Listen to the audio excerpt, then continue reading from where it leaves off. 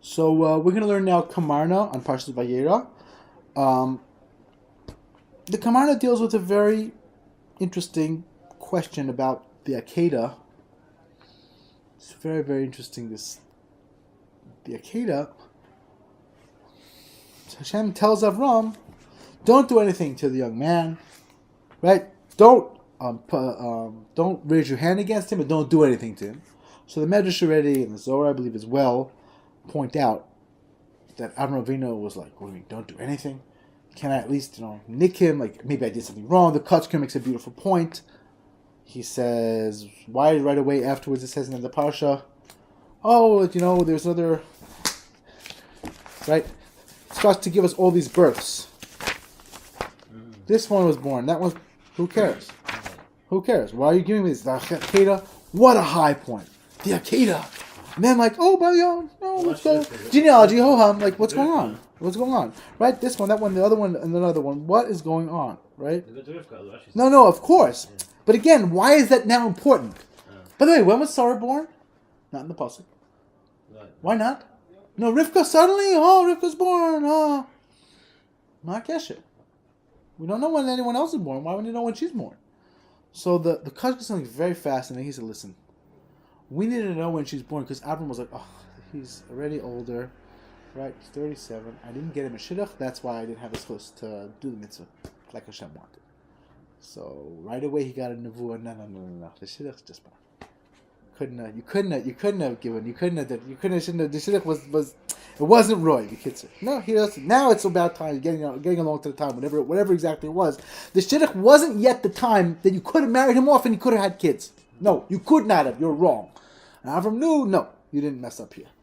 That's what the Kotzker was very strong. Again, based on the Medrash and the Zohar, he felt he shouldn't feel bad about it. Fine, very, very good. So it's interesting that the pasuk tells me, don't do it. Like, it's very, very fascinating. What's going on here? What's this thing? What's this coming to tell me? What's going on over here? Like, what's this?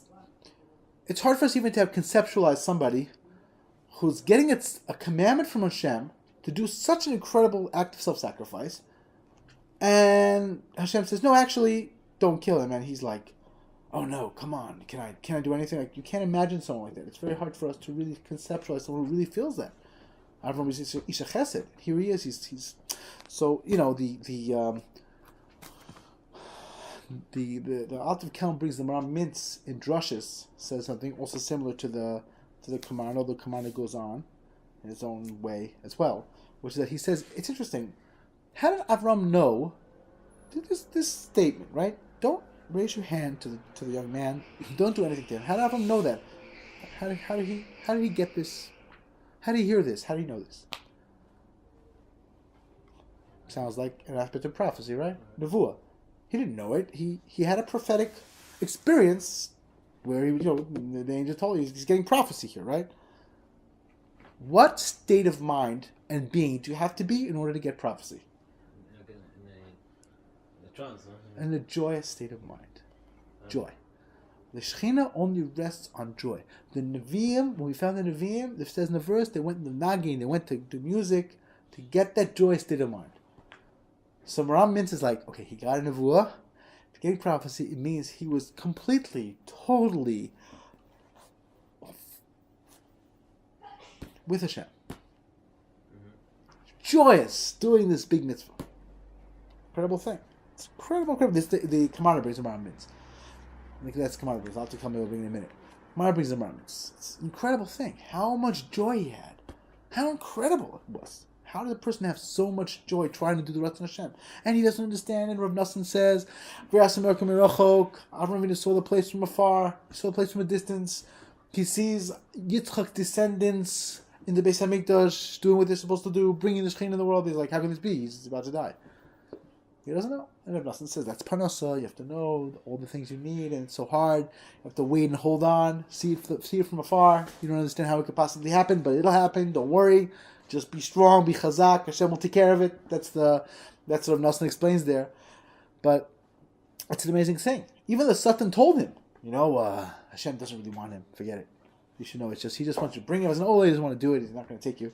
What was he trying to do? So the way the Alter Count puts it, he said that the Nisayan was, well, Avram from Ritzler Petersburg he brings. So the Nisayan was, will Avraham absolutely give himself over to Hashem? Will he feel relief? Oh, free. Or will he say, no, I just want to, this is what Hashem wants out of soul. I don't care. I'm happy with it. I don't understand. I don't need to understand. It's okay. I just want to connect to Hashem. That's what he wants. That's what I'll do. So he said, that's the concept. That's what this Akeidah is all about. That's what the Akeidah is all about. So he had a nevuah. It's merdika simcha to do what Hashem wanted. So that's what the Malach told him. He's like, oh my gosh, maybe there's a mum. Maybe he's not a good korban. Maybe Yitzchak's not a good korban. That's why. Maybe I didn't do it right.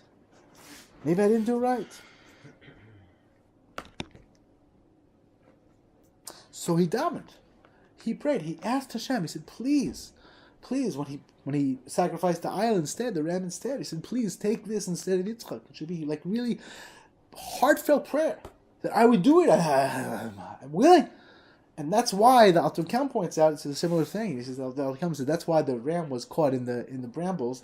The Sitra Achra did not want him doing that avoda. It says Hashem sees the ashes of Yitzchak, as it were, as if he did it. It's a very powerful thing. He was so self-sacrificing the most incredible, deepest level. Everything he did with the biggest kavanah, the greatest kavanah to bring Hashem into the world and to just do anything for him. And that was absorbed in our blood, in who we are, where we are. And we have to be zochel. We have to know we have this tremendous capacity to overcome, to jump ahead, to jump over the hardest things. I'll tell a quick story. There was this Beis Yaakov girl who was in a place of, there was a Beis Yaakov there, and she did tshuva. Her parents, not so much.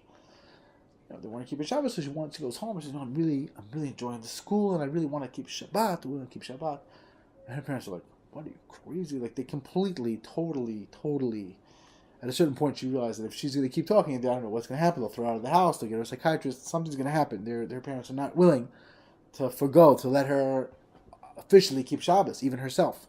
So she dropped it, but she was very adamant, I'm going to keep Shabbos as much as I can anyway. And, several weeks later, her parents were like, once in a while we go away, Saturday you'll keep the store. And she didn't know she can't say anything because she says she's like going to be in big trouble. So she didn't say anything. She set up a key near the store, hid it somewhere. She set up the lights. Everything will be on. For Shabbos, she wants to do malacha. She doesn't know what she's going to do. She goes to the store and she opens up her Tillim there. She's davening, saying Tillim, saying Hashem, I don't know what to do. I don't know what to say. I don't want to break Shabbos. On the other hand, I cannot be here. My parents will find out. I get in big trouble. So she's davening. She doesn't know what to do. What do I do? Okay. Days going by, no one comes in, which is very rare. No one walks in. But now she has another problem. If no one really comes, I don't make any sales. My parents aren't going to believe me that I came to the store. I'll say, oh, you keep Shabbat. That's why you were a liar. You didn't go to the store. You didn't do anything. You stayed home, and now you're lying, and no one came. No customers. What is this? So she's davening. Someone comes in the middle of the, comes into the store, and she says, no, I want to buy this particular item. Can't find anywhere. I'm looking for this for so long, whatever. And she's like, she can't make a sale. It's Shabbos. So she's like, no, Shabbat. She's like, I'm so sorry, but that's not for sale right now. We have a technical problem with the register. I can't make any sales. I was like, no, please, come on. He doubled the price. He had asked her. She said, well, it's, it costs whatever it costs. So and so much, but I can't sell it now. It's not going to happen, whatever. He's like, doubled. He tripled the price. He offered 5 times the price, which is a lot of money. It was an expensive item. 5 times the price. Was like, and she's still like, no, I can't sell it. Okay? So he walks out. And she's still down saying to him. Finally, after it's already dark, the guy walks back and he said, I'll give you one more offer. I'll offer you 10 times or some ridiculous number.